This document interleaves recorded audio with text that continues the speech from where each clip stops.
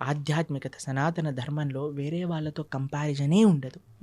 నా జీవితాన్ని నేను భగవంతుడికి ఎలా సమర్పణ చేస్తున్నాను.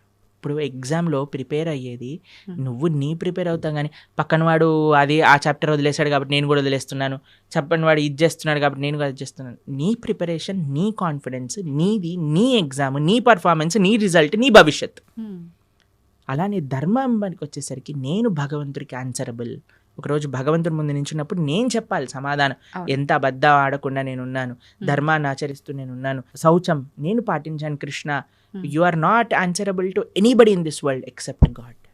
ఇది గుర్తుపెట్టుకున్నాం అనుకోండి, వేరే వాళ్ళని మనం ఏమనం, ప్రశాంతంగా మన జీవితాన్ని చక్కగా మనం మంచి భక్తి మార్గంలో ఉండగలుగుతాం. అవును, నిజంగా ప్రతి ఒక్కరూ అంటే ఇంత జ్ఞానంతో ఆలోచిస్తే తప్ప ఆ వెయిట్ చేస్తున్నాము అనేది భగవంతుడు నిజంగా మీరు చెప్పినట్టు ఎక్కువసేపు నన్ను అలా భగవంతుడు ఉంచాలనుకున్నాడు